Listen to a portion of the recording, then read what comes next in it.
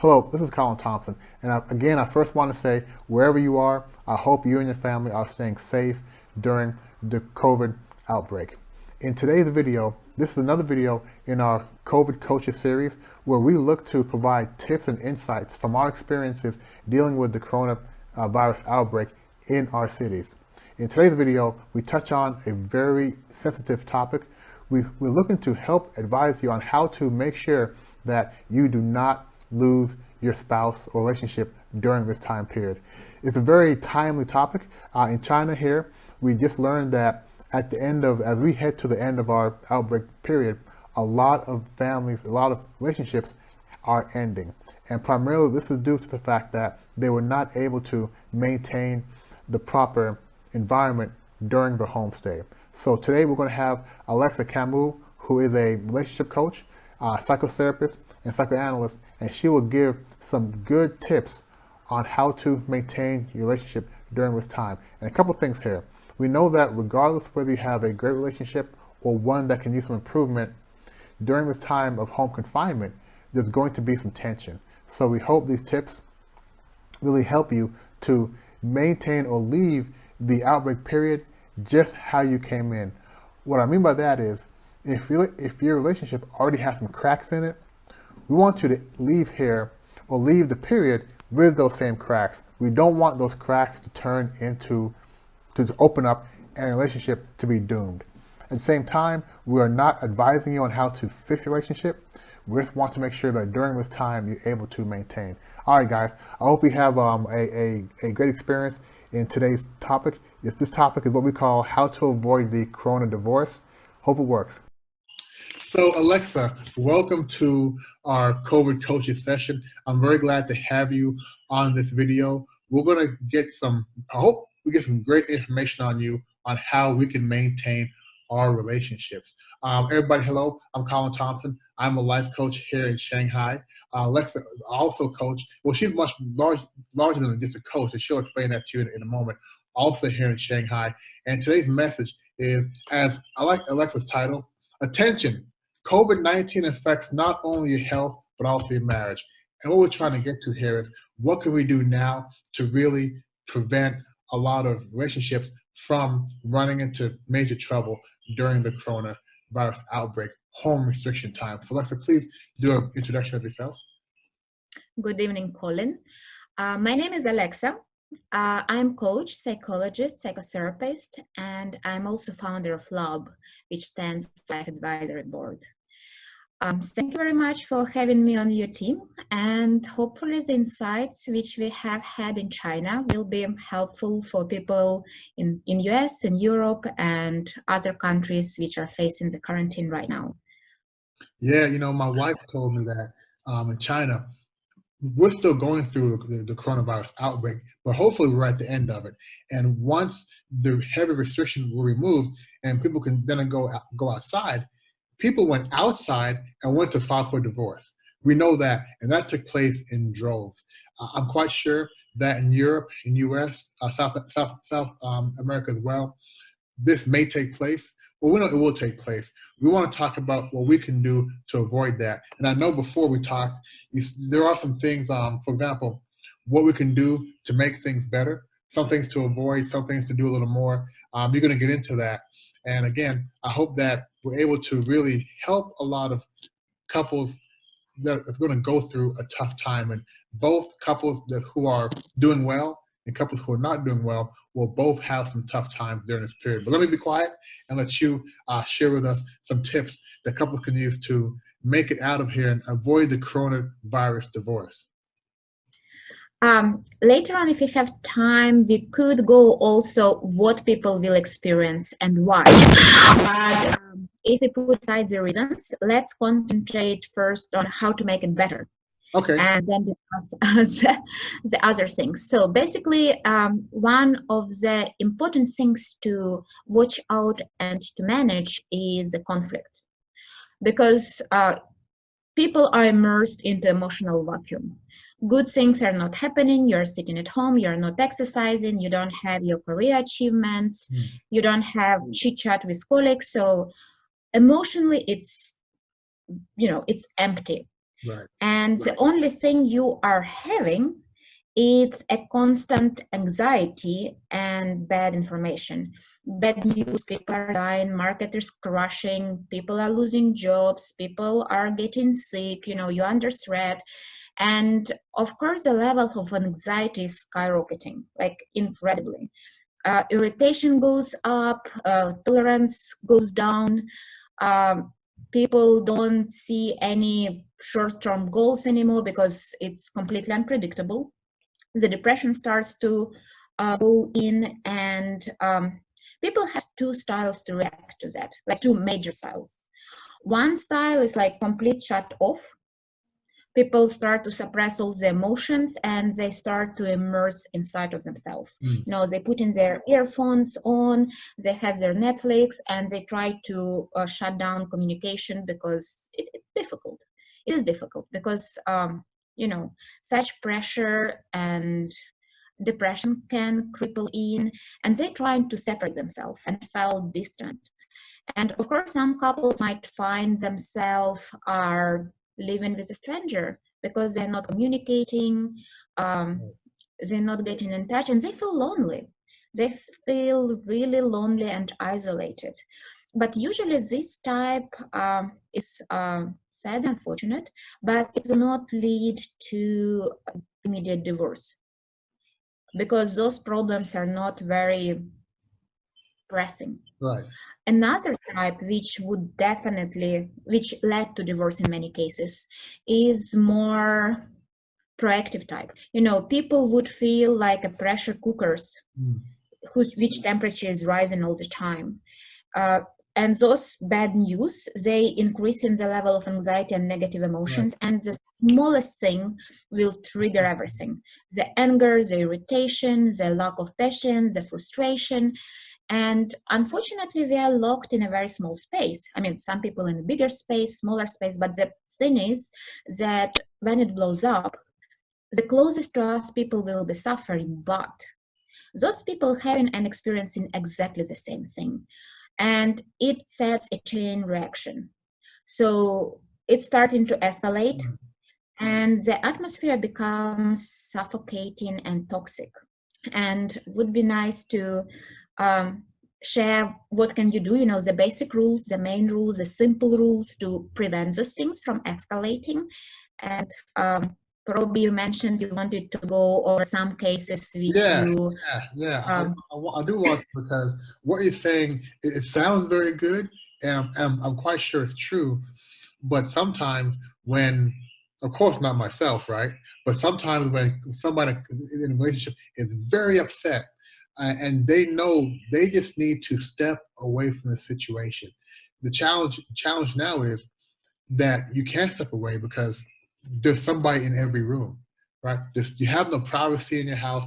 And some couples use that, you know what, I need to take a 10-minute timeout to get out of your face. Or you get out of my face, let me go calm down and come back. The challenge now is I don't have that calm down space. I can't go outside and go down the street, take a walk. I can't even go jogging to let that stress out.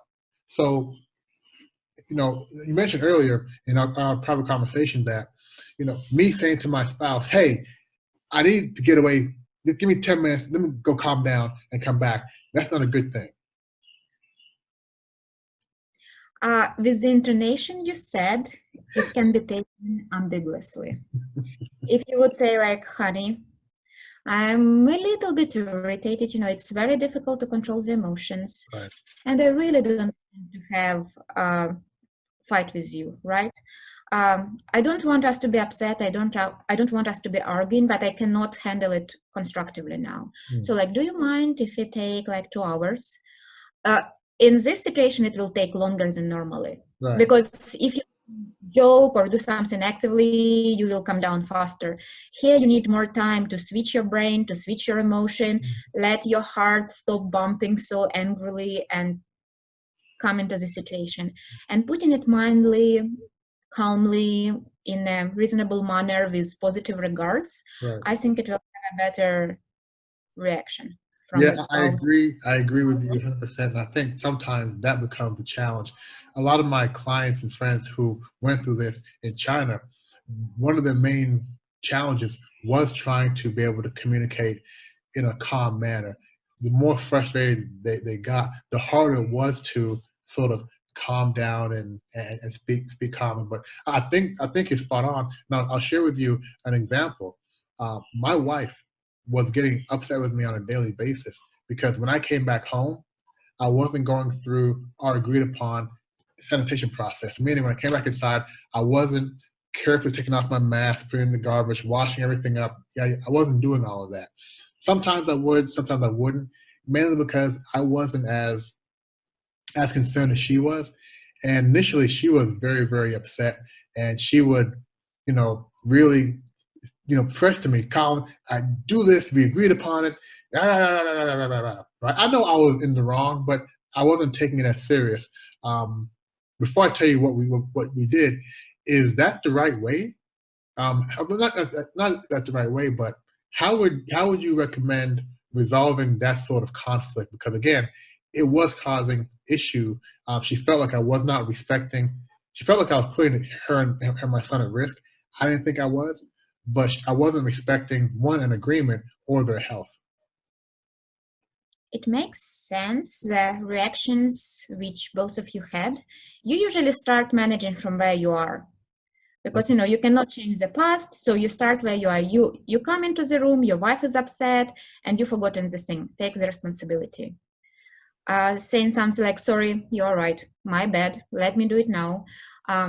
Thank you very much for taking care of our family safety." Right. And after it's done, you can admit like, "Sorry, like thank you for reminder, but I really would appreciate if you raise your concern in a slightly calmer manner, right?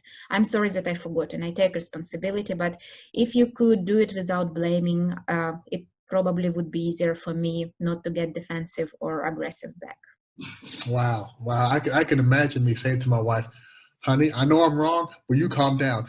She wouldn't. She wouldn't Don't take miss this information.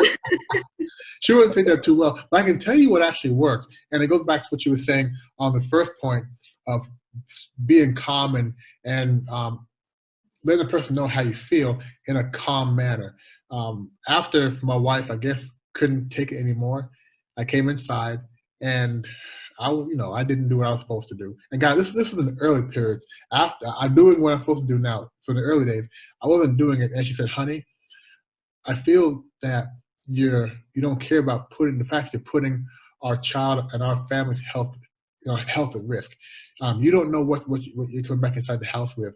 If you get sick, and you're our father, our husband, if you get sick, what do we do? If you get sick, how do we take care of you if we can't go near you? How are you sure you're not going to get us sick?" And by her saying it like that, that was the last time I didn't do the full process, because I really understood what she was saying. And when she put it into that terms, I had to be the champion for the family. So that definitely worked. So thank you for that. Very wise wife. Say again. You have a very wise wife. You're Yes, smart. I guess you can say she definitely knows how to manage me. What would you recommend a couple does that? Well, can you first address what kind of couple has issues, going to have more issues during this time? Like the interesting fact, which not many people know, the amount of troubles in good and happy couples versus bad and not so happy couples are more or less the same. On average, there are 60% of problems which will be never resolved, because they are rooted in our values, they are rooted in our bringing, and they cannot be resolved because this is part of our identity and our beliefs. But more successful and happy couples in relationships, they learn to manage it, they learn to compensate for it, and they stay very satisfied, and they learn the conflict management technique, so it doesn't influence their relationship. Right. Versus other couples which don't do all the things, they are going to fight, they are going to escalate the situation, and eventually even neutral comments will be perceived as attack, and even neutral comments might set up a fight.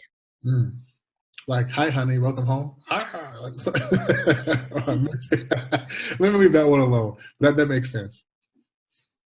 Yeah. So another question I have, because I find that there are some couples whom will have a conversation going into the homestay. I call it a homestay. Um, Also, you can call it an extended honeymoon or second honeymoon.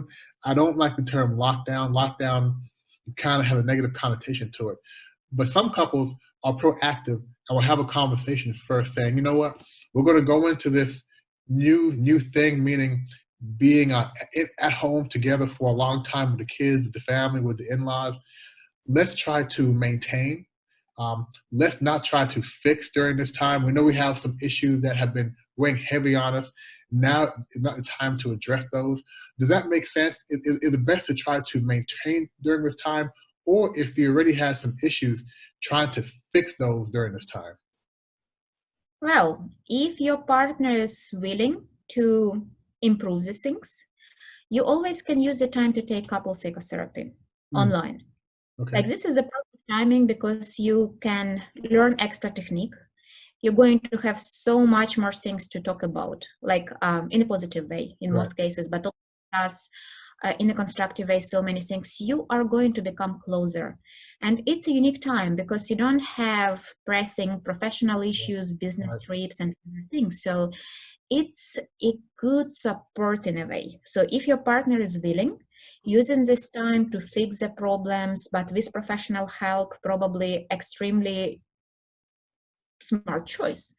But if partner is not so willing, or you are not so willing, or financially you think it's not an appropriate time yet, it's good to agree to certain rules and try to maintain the as good conditions as possible, and agree on basic rules how to manage conflict. And there are simple steps which you can follow to keep it and to make sure that you're going to minimize the amount of destructive conflicts. Mm. But of course, if you think that there are space for improvement in your relationship, it's a perfect time to take a step and subscribe for couple psychotherapy online.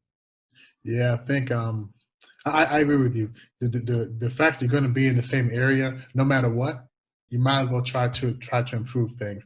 You mentioned couples therapy. I want to say that you mentioned if couples financially not a good time, if one person isn't down for it, you can also do coaching, right? Find a good relationship coach. Now, to me, couples therapy is the main way to go. I've found that relationship coaching is also effective, even if it's just one person who's taking part in that, because they can still learn some techniques on how to communicate with the other person. Of course, as you mentioned, it's a two-way street, but I think any sort of therapy, coaching, even by one person, or if not both, can't hurt. What do you think?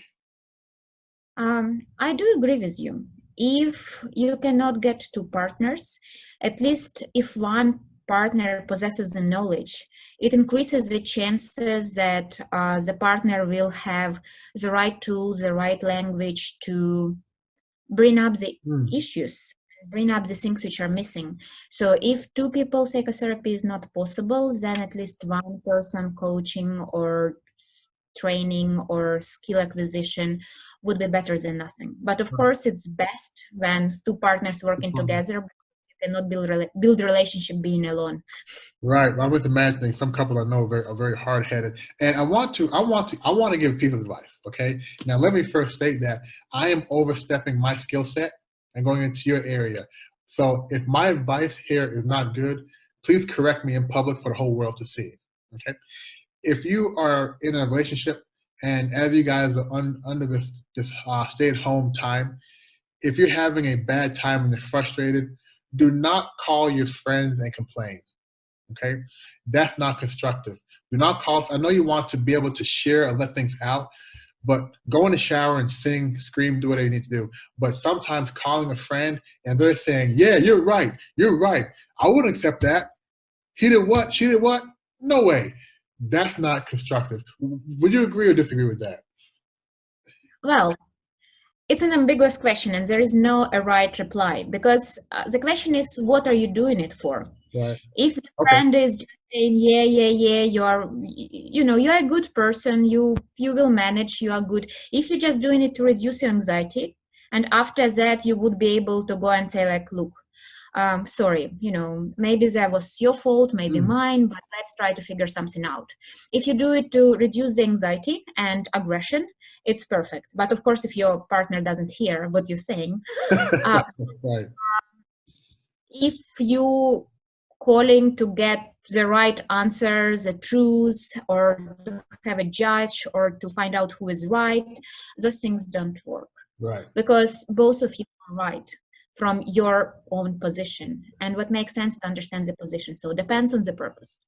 Okay, great answer. And before we summarize, I want to clarify what you just said. You said that if you're calling to release steam and calm yourself down, that's okay. But if you're calling to complain, it's not really okay.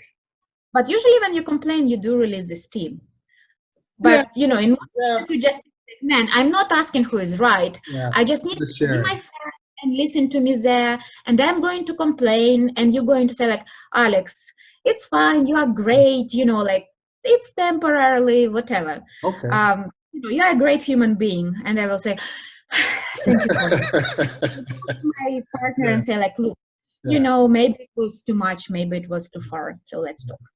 Okay, thank you for correcting me. And I of course, you being the expert, I definitely will follow your lead here. So I want to go into some, you mentioned this earlier when we had a conversation, some things to eliminate and some things to do more of. Can you go into that?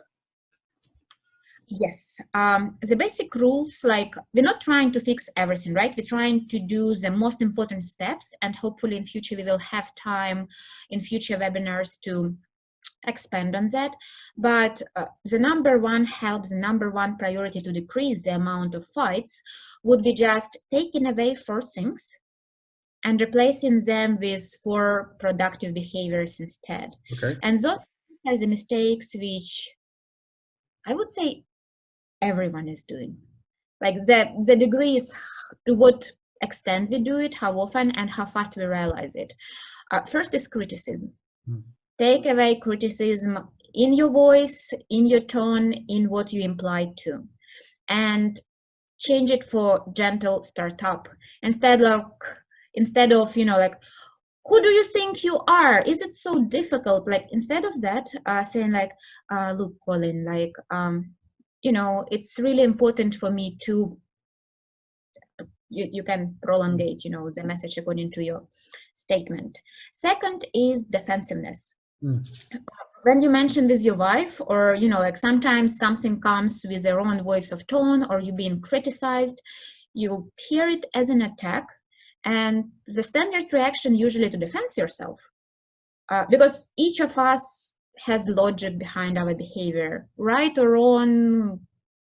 It's not discussable. For every person, it's right. So if we are attacked, the only thing we can do either find justification or attack back. Right. And if you're attacking me and I'm attacking you back, you can understand that constructive conversation is not happening. So same as I said in example with your wife, like, thank you, take responsibility. Like if I'm saying like, why is it so difficult to wash the dishes? Like, why do you do that? It's 2 minutes. If you would say like, oh, do you think you're perfect? Like, come on, people are that's not gonna help. Who cares about dishes? I care. Is it? And it's a start. Instead of like, oh, sorry, like, you're right, I should have done it. But do you mind, please, to bring it in a different tone for future? Because it's difficult not to be aggressive when you issues like that. Thing number 3 is contempt. Basically looking down at the person and like judging them for doing things wrongly, or thinking wrongly, or bringing up stupid concepts. And the way to go against it, describe your own needs and feelings. Instead of saying like, oh my God, the government is stupid, like, how can you trust them? How can you believe them? Or they're not doing this or that. You could say like, well, I really wish they did things in a different way. Right. Like, I really wish this happened, and I really wish they paid attention to that. And, basically talking from your perspective about your needs and your side of story, without saying that some people are right, wrong. Try to avoid to stand that, the universal truth. Right. And you as right one. Give it a doubt. And the last one is stonewalling. Again, when you attacked or criticized, or when you feel that, you know, your heart starts to bump and you're about to explode, and as you mentioned, it's very difficult to control. You need to do physiological soothing before you prolongate. And it's nice to just point out, like, you know, like, I am a little bit emotional now, you know, like, or I'm a little bit aggressive, or I feel like exploding right now. Like, do you mind if we return to this conversation in 2 hours, because I really don't want us to fight about those things. And setting those rules before the conflict is usually a little bit better. If you will gather your family and discuss, like, look, guys, it's going to be tense, it's going to be a difficult time for us, so let's agree to respect each other, and let's agree, you know, to set some rules. And when you hear that the rules are broken, try to make repair attempts. We're not trying to solve who is right, who is wrong. We're trying to be a family, and we're trying to close and supportive. So it doesn't matter who is wrong, doesn't matter who is right. After you have had something that makes you feel bad inside, after you come down, try to go back and say I'm sorry, and try to reconnect again, and try to discuss how to make it better for the next time. Yeah, before the next fight. So let me recap some of, you said the things to try to avoid criticism, be more gentle in conversation, don't be as defensive, and take more responsibility. Don't have contempt or look down on a person. Really describe what you need a little more, and don't stonewall or be what called being cold. Don't ignore the person. Don't go quiet. Take a break, breathe, calm down, but then come back and calmly talk about how you feel. And it's important at the beginning of the outbreak, or right now, people get the family together and have a conversation about what to expect and what the rules are, how we're going to deal with conflict, how we're going to deal with different things. And something you mentioned earlier is having connection moments. We got to wrap up, but before we wrap up, can you share what that means, having connection moments? Correct. Because currently we're first in the situation where we have less personal space compared to what we used to. And the typical and normal and human way to handle it is try to separate and distance ourselves as much as we can, but to make sure that it's not offensive, that it's not abruptive, that it's not suppressive. Yeah. It's nice to agree on connection points. So we kind of, you agree with the family, like, you know, guys, I need time to work, to rest, to come down, to whatever. Do you mind if, for example, we set up a 7 p.m. Sharp for family dinner? Without phones, you know, just 1 hour, but we're having a conversation, and how to keep it more in depth and more alive and real and deep. Because not many things are happening. We can discuss in the future, but the thing to agree what are your connection rituals and what is the time to connect is important. And maybe it will include a hug in some cases or something else. This is up to every particular family, but they need to decide how and when and for how long they're going to connect on a daily basis. Alex, thank you for your tips, and I to everybody out there, guys, her and I both, again, I think we're like week 9 of going through the outbreak in Shanghai. We have families, and look at us, we're smiling. So you can make it out smiling and happy. And a lot of what you talked about, it actually works, right? So before you just slam that door, before you throw that thing down on the ground, before you choke somebody, really just try these tips first, and let's see how it goes from there. So Alex Camus, thank you. I know you're representing Ukraine, representing France. Thank you for your input here. And I really like the title of what's going to be our next episode in our COVID coaches. It is, you named it, Family Survival Guide During the COVID-19. My title is How Not to Choke Out Your Family, right? I've gotten a lot of people asking me, Colin, I'm about to beat the out of my kids. What can I do, right? So it'll be a great topic to touch on next. And guys, you will see her contact information either below or in the description section. If you need any more information, feel free to reach out to her. She is available, And she, as you can see, she's very, very talented. So Alex, thanks for your time, and just any closing words.